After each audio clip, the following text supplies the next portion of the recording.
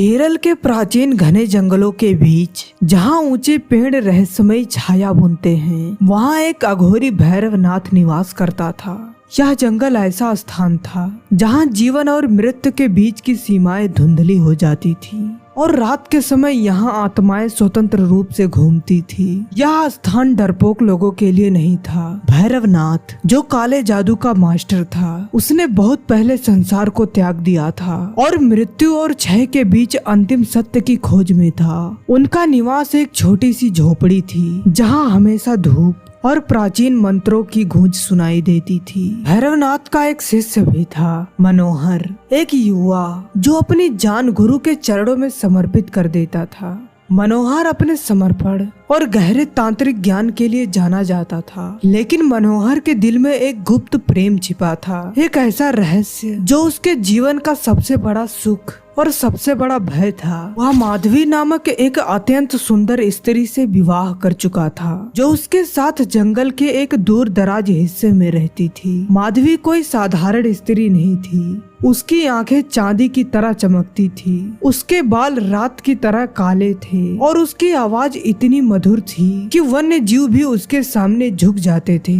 लेकिन बहुत कम लोग जानते थे कि माधवी वास्तव में एक यक्षिणी थी, एक दिव्य प्राणी जिसे अपनी सुंदरता और शक्तियों के लिए जाना जाता था। मनोहर ने उसे एक तांत्रिक अनुष्ठान के दौरान देखा था और उसका हृदय उसकी पवित्रता और प्रेम की गहराई से आकर्षित हो गया था। उनका प्रेम इतना गहरा था कि उन्होंने इसे दुनिया से छिपा कर रखा, विशेष रूप से भैरवनाथ से। भैरवनाथ जो अपनी शक्ति और ज्ञान के लिए जाना जाता था, जंगल की अज्ञात शक्तियों के प्रभाव से अछूत नहीं था। एक शाम जब वह एक प्राचीन वट वृक्ष के नीचे ध्यान मग्न था, उसे एक प्रबल उपस्थिति का अनुभव हुआ। उसने आंखें खोली और देखा कि दूर माधवी जंगल में चल रही थी। उसकी उपस्थिति ने भैरवनाथ को स्तब्ध कर दिया। उसकी आंखें माधवी के हर कदम पर लगी थी और उसके दिल में एक वासनापूर्ण इच्छा उत्पन्न हो गई, एक ऐसी इच्छा जो पापपूर्ण थी लेकिन उसकी आत्मा को मोहित कर चुकी थी। दिन बीतते गए और भैरवनाथ खुद को और अधिक विचलित महसूस करने लगा। उसका मन जो पहले अनुशासन में था, अब केवल माधवी के विचारों में उलझा हुआ था। जितना वह ध्यान करने की कोशिश करता, उतना ही उसकी छवि उसके सामने उभर आती। उसकी सुंदरता उसकी आत्मा को भटकाने लगी थी। अघोरी जिसने अपना जीवन मोह माया से दूर रहने में बिता दिया था, अब उन इच्छाओं में फंस चुका था जिनसे वह हमेशा दूर रहता था। जंगल जिसकी गहरी रहस्यमयी शक्तियाँ थी, उसकी लालसा को और अधिक बढ़ाने लगा। एक रात जब भैरवनाथ अपनी पीड़ा को और सहन नहीं कर सका, तब उसने एक फैसला किया कि वह अपनी तांत्रिक शक्तियों का प्रयोग करके माधवी को वश में करेगा। रात गहरी हो गई थी और जंगल के जीव जंतु जीवित हो उठे थे।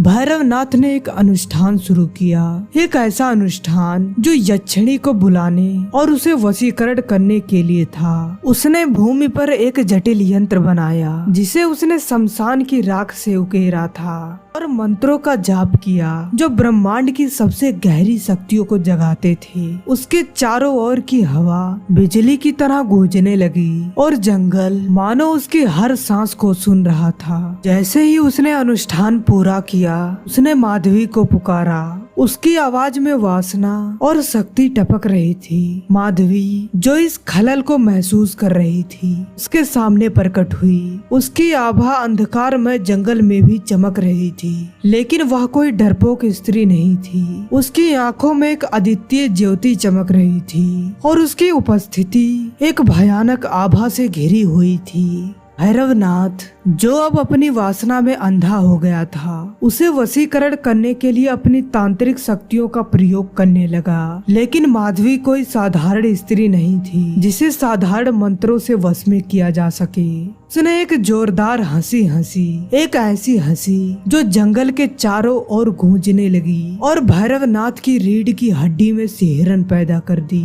एक तेज गति से उसने अपना असली रूप प्रकट किया, एक भयानक यक्षिणी जिसकी आंखें धधकते अंगारों की तरह जल रही थी और उसके दांत अंधेरे में भी चमक रहे थे और उसका सुंदर चेहरा क्रोध और शक्ति से भरा हुआ था। उसके बाल हवा में उछल रहे थे जैसे किसी तूफान ने उसे घेर लिया हो। भैरवनाथ पीछे हट गया। दशकों में पहली बार उसके दिल में डर ने जन्म लिया। यक्षिणी की आवाज जंगल में गरज उठी और यक्षिणी ने बोला, तूने मुझ पर अपने तांत्रिक शक्तियों का प्रयोग करने का साहस कैसे किया? अघोरी, मैं कोई साधारण मानव स्त्री नहीं हूँ। मैं एक प्राचीन शक्ति हूँ और ब्रह्मांड के नियमों से बंधी हूँ, न कि किसी मानव की इच्छाओं से।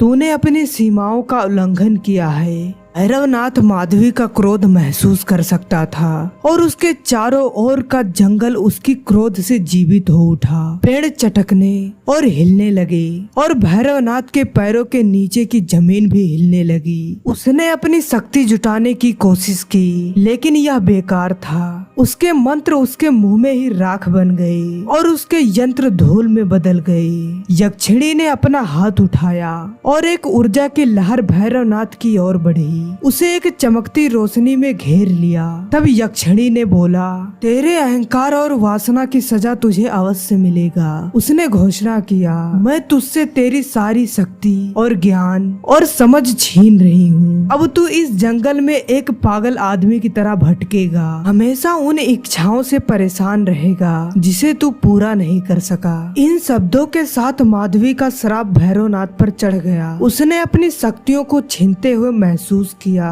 उसकी आत्मा से उसका आध्यात्मिक संबंध टूट गया। उसका मन जो कभी तेज और अनुशासित था अब अचरज विचारों से घिर गया। उसका शरीर जो कभी मजबूत था अब कमजोरी से कांपने लगा। यक्षिणी के श्राप ने उसे एक साधारण मानव बना दिया, एक ऐसा व्यक्ति जिसे उसकी अधूरी इच्छाओं ने हमेशा के लिए जकड़ लिया। अगली सुबह मनोहर लौटा और उसने अपने गुरु जो कभी शक्तिशाली भैरवनाथ हुआ करता था उनको पागलपन की हालत में पाया। वह व्यक्ति जिसने उसे सब कुछ सिखाया था अब एक बड़बड़ाता हुआ व्यक्ति बन चुका था जो एक स्त्री के बारे में अनर्गल बातें कर रहा था।